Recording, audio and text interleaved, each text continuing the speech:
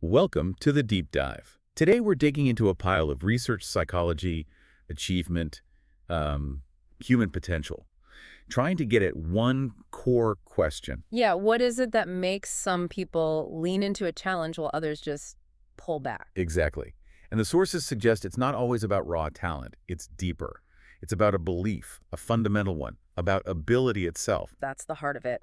So our mission here is to give you a clear look at the fixed mindset versus the growth mindset. We'll use some pretty surprising stories and facts from the research. To show how these views really shape, well, almost everything. Goals, relationships, how you handle setbacks. Precisely. It affects pretty much every corner of your life. Okay, so let's start with where this idea really came from. It involves kids and some puzzles. Right. The researchers set up this study, started kids off with easy puzzles, build some confidence. And then they made it harder. Yep. Gradually harder. Yeah. And you'd expect maybe some frustration, maybe kids getting upset. Sure, standard reaction. But then there was this one moment, a researcher described this 10-year-old boy faced with a really tough puzzle. What do you do? He actually pulled his chair closer, rubbed his hands together, and said something like, "I love a challenge." Or the source actually quotes him saying, "I was hoping this would be challenging." Wow. Okay. He saw it as an opportunity, not a threat. Exactly. Not, "Oh no, this proves I'm dumb," but great, something I can sink my teeth into. And that right there, Yeah. that's the two mindsets in a nutshell. So let's formally define these. First, the fixed mindset. Basically, it's the belief that your core qualities, intelligence, talent, even personality are just fixed traits. They're carved in stone. So if you believe that, life becomes, what? Like a constant test. Pretty much. A constant need to prove you have those good fixed traits. Every single outcome, every grade, every performance. It's not just an event. It measures your permanent worth. Oof, that sounds stressful. It is. Now, contrast that with the growth mindset. This is the belief that those same qualities, intelligence, abilities, they aren't fixed. They can be developed, cultivated through things like effort, good strategies, learning from others. So the focus shifts. It's less about, am I smart, and more about, how can I get smarter? Less about being judged. And much more about improving, getting better. Learning. And this isn't just like a nice idea, is it? There's actual science here. Oh yeah, hard science. For a long time, it was all nature versus nurture. But the consensus now, it's not either or. How so? Well, leading neuroscientists, people like Gilbert Gottlieb, showed that genes aren't some rigid blueprint. They need input. They need signals from the environment to even, work properly. So our biology actually supports the idea of development Oh, throughout life. absolutely. We have much more capacity for lifelong learning and brain development than we used to think. It's built in. That really undermines the whole natural genius idea then. It does, and the sources really pile on the examples here. Think about historical figures. Darwin, Tolstoy, apparently considered pretty ordinary kids. No kidding. Yeah, or in sports.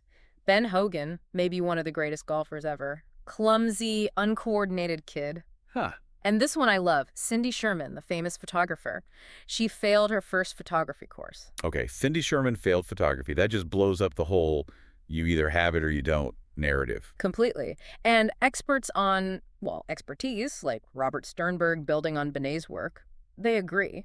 The key factor in reaching high levels of achievement isn't some fixed starting ability. Yes. It's what they call purposeful engagement, meaning you have to actively commit to the hard work, the practice, the learning. And that commitment. Yeah. That's exactly what the fixed mindset struggles with, because effort implies you weren't naturally good enough to begin with. You got it. That's the core conflict. Okay, so if the fixed mindset is all about proving inherent worth, what happens when failure inevitably hits? It sounds like it gets personal, fast. Oh, incredibly personal. It stops being about the action, I failed this specific task, and it becomes about identity. I am a failure. That's a heavy label to carry. It really is. And protecting that fragile sense of self, that fixed, competent identity, becomes paramount.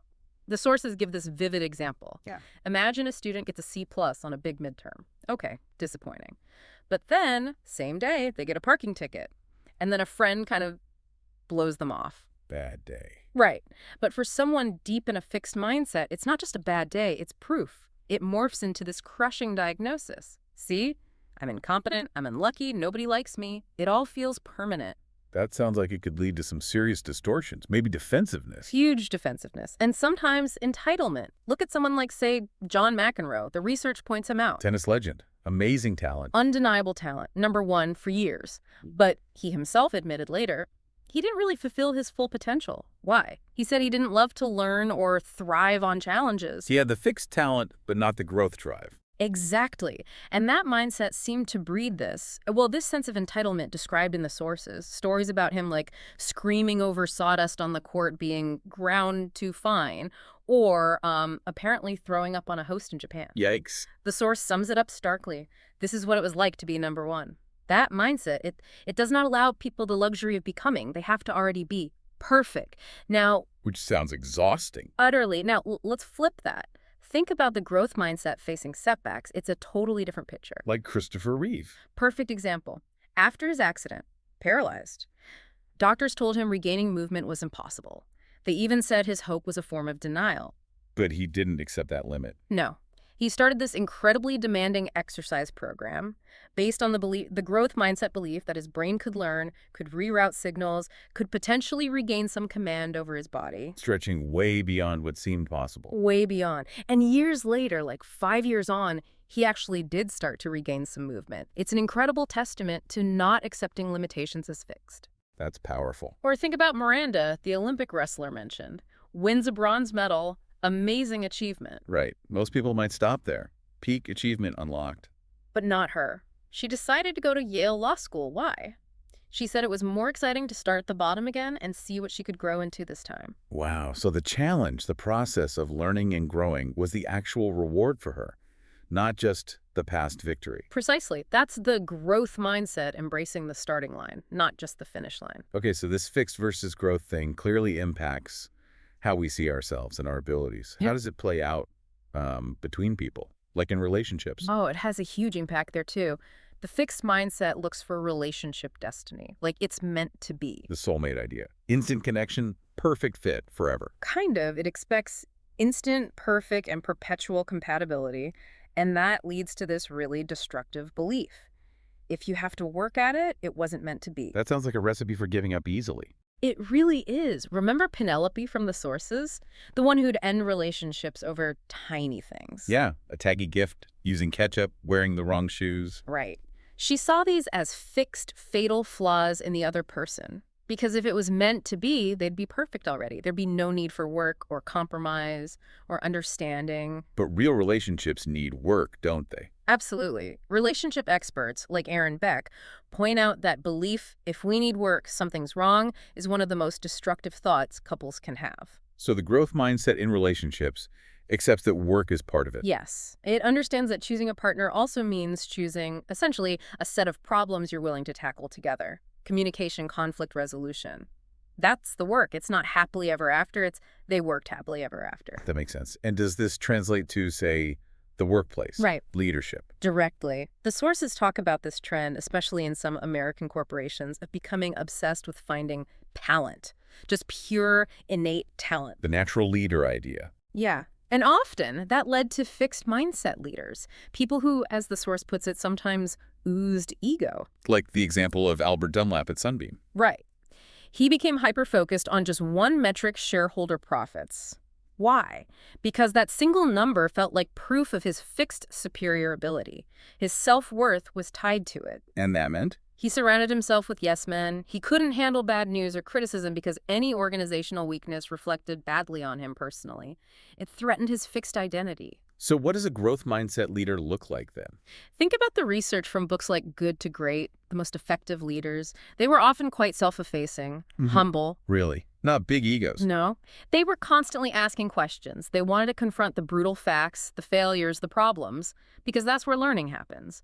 But crucially, they did this while maintaining faith they could eventually succeed. So they saw potential for growth in themselves and the organization. Exactly. They invested in developing their people. They valued teamwork. They saw the whole enterprise as something that could become great, not something that just was or wasn't. It's that becoming versus being thing again. It really is. Even in seemingly individual achievements. Look at Diana Nyad, the swimmer. The incredible open water swim, Cuba to Florida. Yeah, 102.5 miles. Seems like the ultimate solo effort. But her success depended on a massive team, 51 people, guides, shark divers, nutrition experts. Wow, 51 people. Right. It highlights that even incredible individual feats are often built on collective effort, support, and, well, growth. Okay, so we see the difference. Fixed is about proving, growth is about improving. How do we, cultivate more of that growth mindset, especially if we feel kind of stuck in the fixed one? Well, one of the most surprising findings is about praise, especially how we praise kids, but it applies to adults too. What about praise? Praising intelligence or talent, saying, wow, you're so smart, or you're natural, it actually backfires. Really? That seems like positive reinforcement.